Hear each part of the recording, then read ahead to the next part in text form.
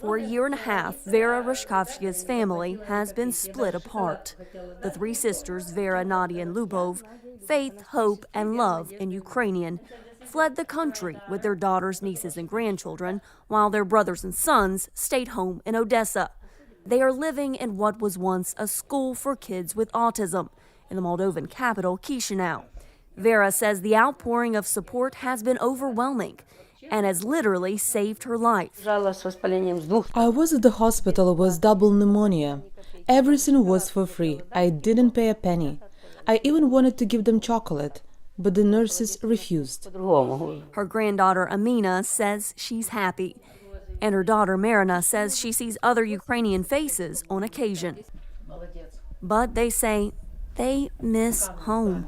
It's very painful. I lived there for so many years. I didn't work anymore, so I only had to leave.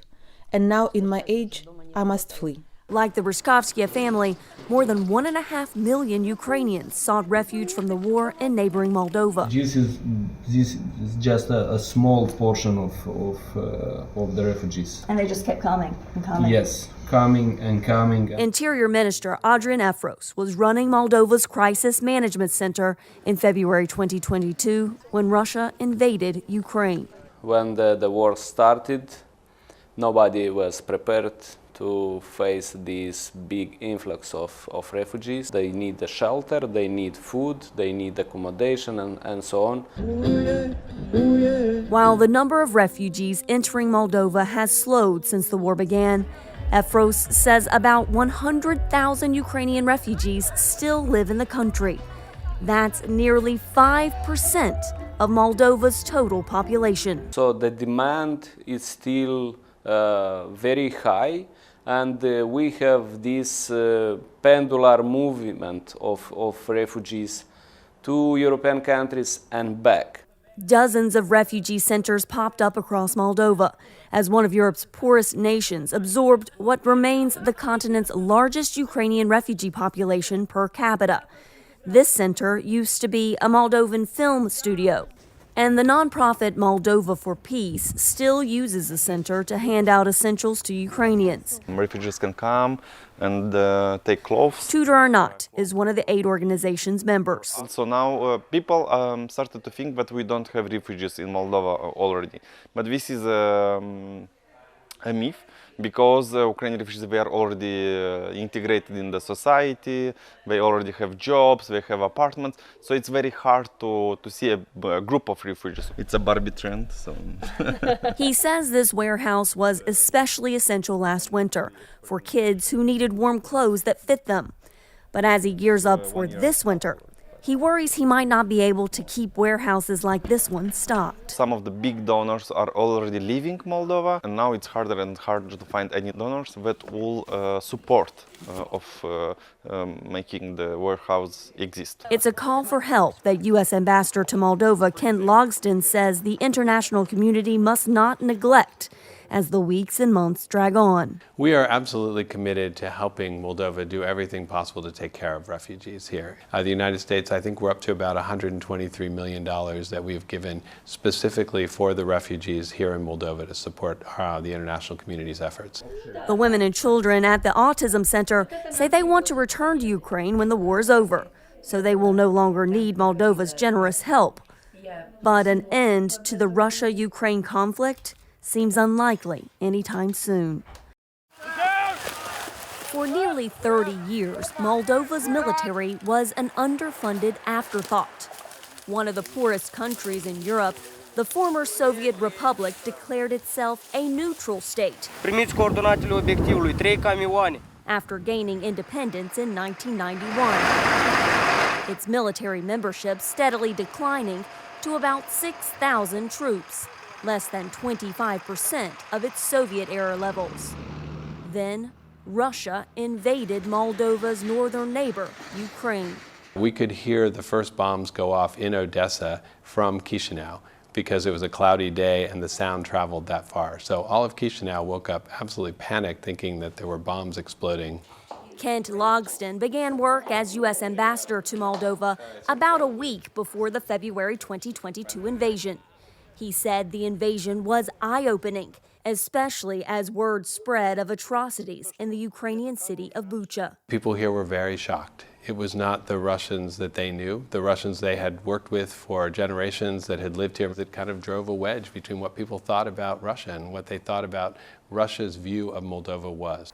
Do you think that having that neutral status is still a guarantee against Russian aggression?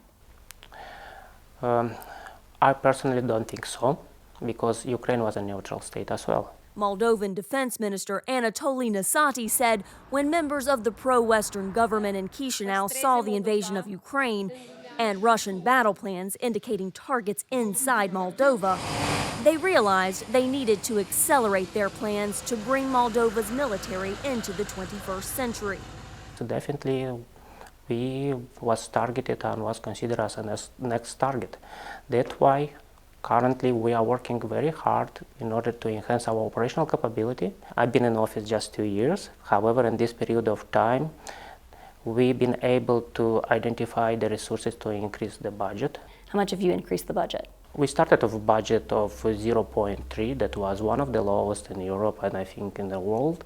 Currently we have 0.55, and that allowed us even to conduct some acquisitions. What do you need most? About 90% of the equipment is outdated. Maintenance become very costly. In certain cases, there is impossibility to find the spare parts because nobody produces them anymore. My priority now is to make a modernization of the equipment, looking to implement NATO standard. VOA traveled to the military training grounds about an hour's drive east of the capital to see firsthand Moldova's defense needs. We didn't have to go far before we found this old Soviet tank. It provides some protection, but by far it does not provide the protection that the current battlefield requires. Would you actually have to use that if you went to war right now? We would have to use vehicles like that, yes.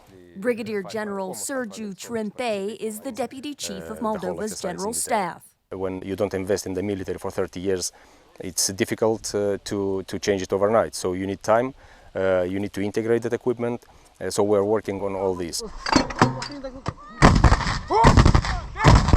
These are D-20s, artillery pieces dating back to the Soviet era. Ukraine transitioned away from these to the NATO standard howitzers when supplies started running short during the war. And now Moldova wants to modernize with Western howitzers too. Since the war in Ukraine began, the United States and the European Union have pledged nearly $90 million in foreign military assistance for Moldova to help its tiny military get up to speed. But upgrading even a small force takes years, so officials say that for now, Moldovan troops will need to rely on what they have. Carla Babb, VOA News, Balbaca Training Grounds, Moldova. As Russian forces strike across Ukraine's sovereign territory, neighboring Moldova has been caught in the crossfire. In the beginning, we have several violations of our airspace. Unfortunately, we have even some remains of the missiles that fell down on our territories. But Moldovan Defense Minister Anatoly Nasati and other top military leaders tell VOA Moldova's most immediate danger isn't spilling over from Ukraine. It's already within its own borders. The biggest threat is coming from Transnistria and the Russian elements that are there. Sealed off by the Dniester River, Transnistria is a separatist region supported by Russia. Roughly 1,500 Russian troops are still stationed there. We encountered some as we crossed the river. We're at a Moldovan checkpoint at the autonomous Transnistria region, which is internationally recognized as Moldovan territory. But a few hundred meters in front of me, Russian forces are manning another checkpoint. They call themselves peacekeepers, and they have a say over who gets in and out. For our security and to prevent another tense encounter with Russian troops, Moldovan border security on the Transnistria side escorted VOA without incident as we recrossed the river in the direction of Chisinau. Russia promised to withdraw its troops from Moldova in international agreements signed in 1994 and 1999. But Moscow never fulfilled its promises. This is a big security issue. We have those troops on our territory and we have a war just close to our borders. So the security situation is very fragile, let's say like this, in Moldova. Tensions between Russia and Moldova have skyrocketed. Over the summer, Chisinau expelled 45 diplomats and staff from the Russian embassy behind me for what it said was unfriendly actions. And Moldova has repeatedly accused Russia of hybrid warfare. It's not about accusation. We can feel the effects of this hybrid war every day. During the winter, when they cut out the supply of gas and when they're bombing the critical infrastructure of the Ukraine, that is directly linked with our infrastructure, so we have a blackout here as well. They make this hybrid war more intense, with more disinformation, with more cyber attacks. They try to make the tension between different regions of Moldova to make this tension internally. Some Moldovans, especially those with links to Ukraine, say they shrugged off the energy crisis and surging inflation last winter as a badge of honor. It was more expensive, but it's better to pay more money for gas than to pay a criminal regime that are killing people. But in a country where Russia historically has held sway, not everyone is on board with Moldova's new attitude. So people here support your reforms? Unfortunately, the society is still divided. Despite the divide, Ambassador Logston says Moldova is experiencing a historic moment. If you think about all of the countries around Moldova, looking to the west, those countries all joined NATO, they joined the EU, and now Moldova kind of missed the bus, if you will. They saw it go by and they think this is their chance. The European Commission on November 8th recommended opening negotiations for Moldova and Ukraine to join the EU. Moldova is now seen as the frontrunner for EU membership, with negotiations expected to start later this year. It was some plan by God. I don't know what happened, but we fell in love with Moldova. Olena Przezhnuk fled Ukraine with her parents and daughters the first day of the war, leaving behind almost everything they owned to resettle in neighboring Moldova. And I started to buy one by one spoon, one cup, one something else. And after that, I tried to organize some space that my kids will come like for home. Przezhnuk says she decided to settle in Chisinau because of the friendly people and shared culture. Ukrainian language is everywhere because the second population in Moldova is Ukrainians. It isn't hard to find Ukrainian culture on full display at festivals and concerts in the heart of the Moldovan capital. 170,000 Ukrainians lived in Moldova before the war, and 100,000 more Ukrainian refugees now take shelter here from the war raging next door. The Moldovans were amazing. They coined this small country with a big heart, and it's absolutely true. U.S. Ambassador Kent Logston said when Russia invaded Ukraine, he saw Moldovans from all over the country rush to provide Ukrainians with food, transportation, and basically anything that could help. They're mostly housed privately. They're in apartments. They're still staying with some families. Some families who took a family in still have them there.